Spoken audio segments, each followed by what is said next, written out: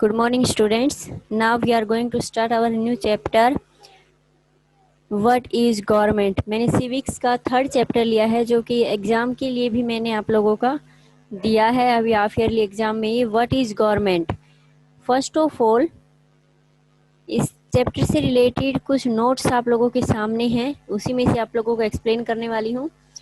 सबसे पहले है गवर्नमेंट. What is government? इसका मीनिंग ही हमें पता लगाना है कि गवर्नमेंट क्या है. Government is the group of people. लोगों का एक ग्रुप होता है with the authority to govern a country और स्टेट. उस अधिकार के साथ या उस शक्ति के साथ जो हमारे देश या हमारे स्टेट पर रूल करते हैं. उन लोगों का एक ग्रुप होता है जिनको ये अधिकार होता है या जिनके पास ये पावर होती है कि वो एक कंट्री पर रूल कर सकते हैं या एक स्टेट पर रूल कर सकते हैं. इट मीन्स क्या हुआ, गवर्नमेंट जो हमारे जैसे अभी आप देखो बीजेपी गवर्नमेंट. अभी सत्ता में रूलिंग गवर्नमेंट कौन सी है? बीजेपी. प्रधानमंत्री जो बने हुए हैं नरेंद्र मोदी बीजेपी गवर्नमेंट के, सॉरी बीजेपी पार्टी के हैं. तो अभी सत्ता में जो गवर्नमेंट जो चल रही है वो किसकी चल रही है? बीजेपी की. तो उसको वो पूरे देश का जितना भी कार्यभार होता है कौन करता है?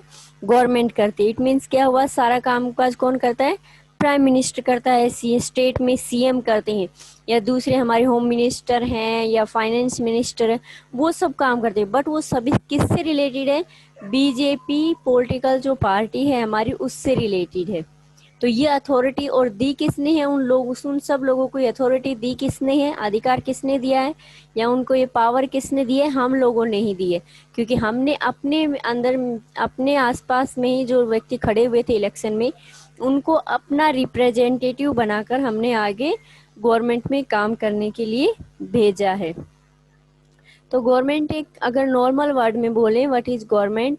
Government is the group of a people with the authority. उसके पास अथॉरिटी है, उसके पास पावर है. लोगों का एक ग्रुप होता है जो एक अधिकार या एक पावर के साथ कंट्री या फिर स्टेट पर रूल करता है. Work of a government. Government के क्या क्या काम होते हैं? It makes decision and get things done. इसका काम है डिसीजन लेना देश के लिए, स्टेट के लिए, लोगों के लिए. अब देश के लिए ले रहा है तो वहाँ के लोगों के लिए ही लेगा. तो लोगों के लिए जो डिसीजन जो लिए जाते हैं वो डिसीजन लेने का काम गवर्नमेंट का है और उनको फिर इम्प्लीमेंट करने का काम भी. कि सिर्फ ये नहीं कि डिसीजन ही ले लिया गवर्नमेंट ने और उसको इम्प्लीमेंट नहीं किया. नहीं, अगर उसको डिसीजन लिया है तो उसको इम्प्लीमेंट करना भी जरूरी है. The government also take action on any social issue. और किसी भी सोशल इशू पर गवर्नमेंट अपना जो है वो एक्शन ले सकती है. जैसे अभी आप लोगों को अगर याद हो पिछले कुछ महीनों में रेप केसेस बहुत ज़्यादा बढ़ रहे थे. तो गवर्नमेंट ने अपने अकॉर्डिंग क्या किया, छोटे छोटे जो फास्ट ट्रैक जो कोर्ट होती थी वो बनाए कि लोग जो हैं वो बड़े हाई कोर्ट या डिस्ट्रिक्ट कोर्ट तक नहीं पहुंच पाते हैं, बहुत खर्चा हो जाता है. तो इससे अच्छा है कि उनके लिए ऐसे कोर्ट बनाए जाए जहां 2 महीने के अंदर अंदर रेप केस का सॉल्यूशन निकल सके. तो ये गवर्नमेंट के एक्शंस हैं कि गवर्नमेंट ने ये डिसीजन लिया है, गवर्नमेंट के एक्शन है कि वो ये काम कर रही है. जैसे अभी ये कोरोना चल रहा है, कोरोना डिजीज जो चल रही है, महामारी जो चल रही है, उसमें जितने भी गवर्नमेंट वर्क कर रही है, मास्क कंपलसरी है. पुलिस वालों को ऑलरेडी उनको पहले से चेत किया गया है कि कोई बिना मास्क के नहीं दिखना चाहिए. कहीं भी जाते हैं अपने हाथ सैनिटाइज करो या ये करो वो करो, सब कुछ ये कौन कर रहा है? गवर्नमेंट के ही एक्शन है, ये गवर्नमेंट ही ये सब कुछ कर रही है.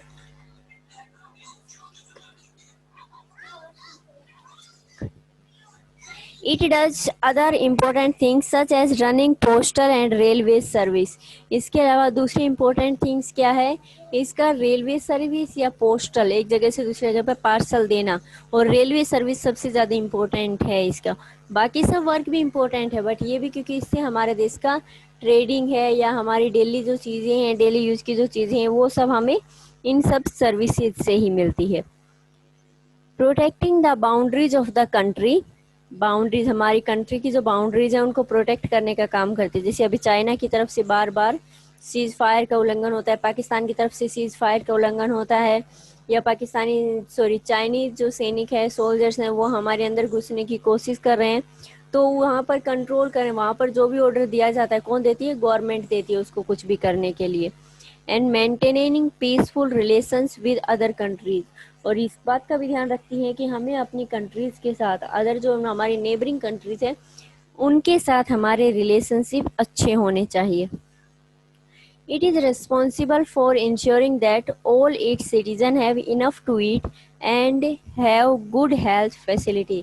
इसके लिए भी रिस्पॉन्सिबल है गवर्नमेंट, के इंश्योर करती है कि वो पक्का करती है कि उसके देश में हर व्यक्ति को जितना खाना मिलना चाहिए, कि एक व्यक्ति को अगर रोज की 4 चपातियाँ मिलनी चाहिए, 2 रोटी मिलनी चाहिए या 4 रोटी मिलनी चाहिए तो उसको मिलती है। और उसको पूरी हेल्थ फैसिलिटीज किस तरह से कि गवर्नमेंट हॉस्पिटल बनाए गए हैं जिसमें फ्री इलाज किया जाता है। तो इस तरह से ये गवर्नमेंट की रिस्पॉन्सिबिलिटी है कि लोगों तक पूरी सुविधा पहुंचाई जाए। It is the government that mainly organize aid and assistance for the affected people during tsunami and earthquake। और ये भी गवर्नमेंट ऑर्गेनाइज करती है जब भी कोई नेचुरल डिजास्टर आता है, सुनामी आती है, अर्थक्वेक आता है या कुछ भी अलग से कोई भी जब डिजास्टर आता है तो उस टाइम पर जो उससे प्रभावित लोग हैं उन लोगों तक सामान पहुंचाने का काम, फूड हो या क्लॉथ हो, कुछ भी हो, जरूरत की जो चीजें हो पहुंचाने का काम कौन करती है, गवर्नमेंट करती है। If there is a dispute or if someone has committed a crime, you find people in a court are part of the government। अगर कहीं पर कोई झगड़ा होता है या फिर कोई व्यक्ति कोई क्राइम करता है तो उस व्यक्ति को कोर्ट में पेश किया जाता है। ये भी एक गवर्नमेंट का ही पार्ट है हमारा। कोर्ट है, पुलिस स्टेशन है हमारे, या कोई भी जो ऑफिस वगैरह है, ये सब कुछ हमारे गवर्नमेंट के अंडर में ही आते हैं। जब जो रूलिंग गवर्नमेंट जो होती है, रूलिंग पार्टी जो होती है जिसके प्राइम मिनिस्टर बनते हैं, वो गवर्नमेंट अपने अकॉर्डिंग फिर देश को चलाती है। नेक्स्ट है how various task are performed by the government. Government इतने ज़्यादा टास्क किस तरह से परफॉर्म करती है, यानी कितनी सारी वर्क कैसे करती है government. Government do this on behalf of their people by exercising leadership, taking decisions and implementing these among all the people living in their territories। Government लोगों के भले के लिए, लोगों के अच्छे के लिए काम करती है एक लीडरशिप में, कि उन्होंने लीडर बना दिया। अब लीडर कैसे बना दिया कि प्राइम मिनिस्टर सब जगह नहीं जा सकता है, तो सेंट्रल गवर्नमेंट के साथ साथ स्टेट गवर्नमेंट भी होती है हमारी, होती है ना, कि हमने गवर्नमेंट ने अपने पावर को डिवाइड कर दिया है, central government, state government and local government. इस तरह से अपनी पावर को डिवाइड कर दिया जो कि हमारे लिए वर्क करते हैं। हम कोई भी डिसीजन लेते हैं फिर उनको इम्प्लीमेंट मीन्स लागू करना, उनको लागू करते हैं। देखो यहाँ पर आ गया है इसलिए मैं ज़्यादा यहाँ पर एक्सप्लेन नहीं किया। Levels of a government, government के लेवल्स कौन कौन से हैं, वो लेवल किसके अकॉर्डिंग की गवर्नमेंट ने अपनी पावर को डिस्ट्रीब्यूट कर दिया गया है। सबसे पहले local level, government in village, town और लोकलिटी। गांव में जो पंच सरपंच जो बनते हैं वो क्या होते हैं, लोकल लेवल पर आते हैं। या फिर टाउन में जो नगर पालिका होती है या हमारे छोटे छोटे जो एमएलएज होते हैं वो किस में आते हैं, हमारे लोकल लेवल गवर्नमेंट में इंक्लूड होते हैं। वो अपने आसपास के, जैसे सरपंच क्या करते हैं, उसके गांव में कोई भी प्रॉब्लम होती है, झगड़ों का निपटारा कौन करता है, सरपंच करता है। सरपंच के पास जाते हैं कि भाई वो वहाँ पर सब लोगों को इकट्ठा करके डिसीजन लेगा किसी भी मैटर के ऊपर। अगर गांव में कुछ काम करना है डेवलपमेंट का तो गवर्नमेंट की तरफ से अगर पैसे की मदद चाहिए तो वो भी कौन करेगा, सरपंच ही करेगा। वैसे ही सिटी टाउन एरिया में नगर पालिका, और हमारे एमएलए जिनको हम इलेक्ट करते हैं, सरपंच को भी हम इलेक्ट करते हैं, इलेक्शन होते हैं, और वैसे ही एमएलए जो हम इलेक्ट करते हैं वो हमारे लिए काम करेंगे। ये लोकल लेवल है क्योंकि हम लोग सीधा सीएम के पास या पीएम के पास नहीं जा सकते। हम लोग किसको कहेंगे, हमारे आसपास जो जिसको हमने इलेक्ट किया है हम उस व्यक्ति को कहेंगे, वो व्यक्ति फिर जो हमारी बात आगे गवर्नमेंट तक पहुंचाएगा। State level, government that covers an entire state like Haryana और असम। गवर्नमेंट जैसे एक पूरे एक स्टेट की रिस्पॉन्सिबिलिटी दे देती है कि प्राइम मिनिस्टर हमारे जितने भी स्टेट हैं, 29 स्टेट है, तो उनकी रिस्पॉन्सिबिलिटी नहीं ले सकती है क्योंकि बहुत ज़्यादा हो जाएगा। अब वो बाहर, देश के बाहर के मैटर्स को सोल्व आउट करे या देश के अंदर के, तो उसका बर्डन बढ़ जाए। इसलिए बर्डन को कम करने के लिए गवर्नमेंट ने अपनी पावर स्टेट गवर्नमेंट में डिवाइड कर दी गई है कि हर स्टेट की अपनी एक गवर्नमेंट होगी, उसमें सेंट्रल गवर्नमेंट इंटरफेयर नहीं करेगी। जैसे अभी कोरोना महामारी चल रही है तो सेंट्रल गवर्नमेंट ने स्कूल खोलने वाले जो डिसीजन है वो स्टेट गवर्नमेंट के ऊपर छोड़ दिया है। अभी तक तो सेंट्रल गवर्नमेंट का ऑर्डर चल रहा था कि कोई स्कूल या मंदिर या सिनेमा हॉल नहीं खुलेंगे, बट अभी ये सब कुछ स्टेट गवर्नमेंट के ऊपर डाल दिया है सेंट्रल गवर्नमेंट ने कि अगर स्टेट गवर्नमेंट चाहे तो सब कुछ खोल सकती है, बट उसके लिए जो सावधानियां हैं या उसके लिए जो शर्तें जो रखी गई हैं वो इम्प्लीमेंट होनी चाहिए। कि एक अगर स्कूल ओपन भी करती है तो 9 to 12 तक के स्कूल होंगे, उसके अलावा बच्चे भी एक बेंच छोड़कर एक बैठेंगे, सोशल डिस्टेंसिंग का पालन करेंगे, दूर दूर रहेंगे, ज़्यादा एक साथ ज़्यादा बच्चों को नहीं बुला सकते हैं, ज़्यादा टीचर्स भी एक साथ इकट्ठे नहीं हो सकते हैं। वैसे सिनेमा हॉल में भी अगर फिल्म देखने जाते हैं तो सीटें जो पहले बिल्कुल पास पास में लोग बैठते थे अभी दूर दूर बैठेंगे और कंटिन्यू उनको सैनिटाइज किया जाएगा। तभी इन शर्तों को लागू करके ही कोई भी अपने होटल, सिनेमा हॉल, स्कूल वगैरह खोल सकते हैं। अब ये सब कुछ किस पर डाल दिया है सेंट्रल गवर्नमेंट ने? स्टेट गवर्नमेंट के ऊपर, कि सीएम और गवर्नर मिलकर ये डिसाइड करेंगे कि उन्हें अपने स्टेट में क्या करना है। National level, government for the entire nation, जो हमारे पूरे देश के लिए काम करती है, जिसमें हमारे प्रेसिडेंट हैं, होम मिनिस्टर हैं, फाइनेंस मिनिस्टर हैं और हमारे प्राइम मिनिस्टर, ये सभी जो इंक्लूड है वो हमारी नेशनल लेवल की गवर्नमेंट कही जाती है, जो कि पूरे देश पर रूल करती है। Law and the government, government किस तरह से कानून बनाती है? The government makes law and everyone who live in the country has to follow this, government कानून बनाती है और हर व्यक्ति जो देश में रहता है उसका ये फर्ज बनता है कि वो उसको फॉलो करे, उसको माने। Without these law, the government power to make decision is not of much use. अगर गवर्नमेंट कोई कानून जो बनाती है और अगर उसके पास जो डिसीजन की जो पावर है वो उसके अकॉर्डिंग ही कानून बनाती है, अगर वो कानून नहीं बनाए तो उसकी उस पावर, डिसीजन लेने की वाली पावर का यूज कहाँ हुआ? उसने यूज किया, कोई नया कानून बनाया देश में भले के लिए, देश के लोगों के लिए, उस टाइम पर जो जरूरत है तो उसका यूज किया ना उसने, तो उसके अकॉर्डिंग कि वो अपने डिसीजन लेने की जो पावर उसका यूज कर रहा है। नेक्स्ट वन है टाइप ऑफ गवर्नमेंट। अभी हमने लेवल ऑफ गवर्नमेंट पढ़े, तो लेवल में local, state and national level. अभी टाइप ऑफ गवर्नमेंट की, गवर्नमेंट अलग अलग टाइप की होती है, वो के कौन कौन सी है? सबसे पहले है monarchy. This is form of government in which king और queen has the power to make decision and run the government.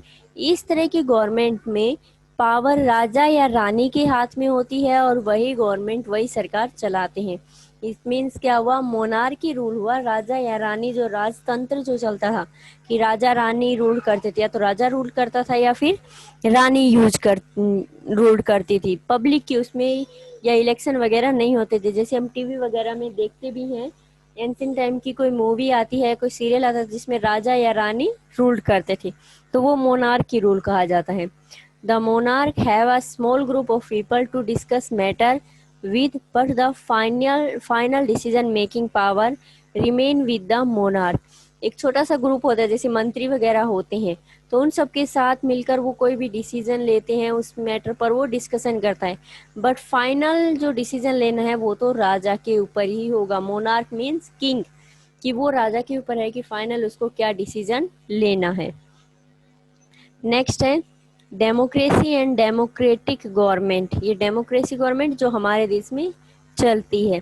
Democracy is rule by the people. Democracy का मीनिंग है लोगों का शासन, जो अपने देश में चलता है। अपने देश में डेमोक्रेटिक गवर्नमेंट है। The basic idea is that people rule themselves by participating in the making of these rule. अब इसमें क्या बताया गया है कि डेमोक्रेटिक गवर्नमेंट में हम लोग रूल करते हैं, पब्लिक ही रूल करती है। डेमोक्रेटिक का मीनिंग होता है कि रूल्ड बाय पब्लिक, बट उसमें क्या है कि पब्लिक रूल करती है बट इनडायरेक्ट वे में।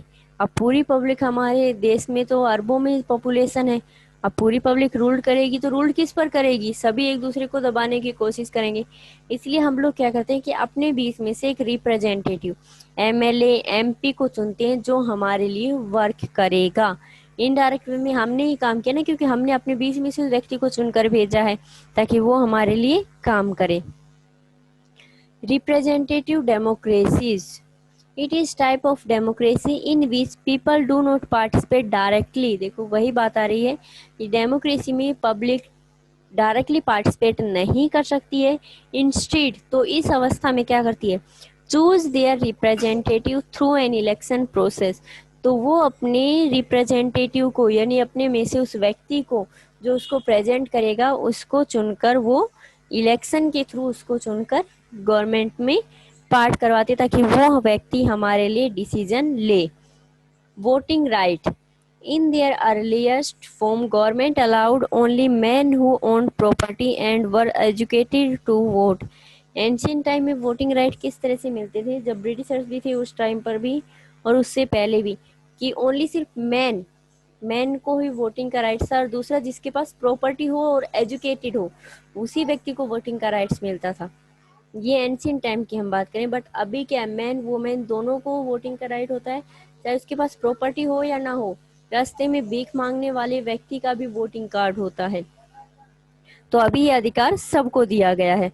और इसकी एज क्या डिसाइड की गई है, 18+। यूनिवर्सल अडल्ट फ्रेंचाइज, अब यूनिवर्सल अडल्ट फ्रेंचाइज क्या है, a government can not call itself democratic unless it allow what is known as universal adult franchise।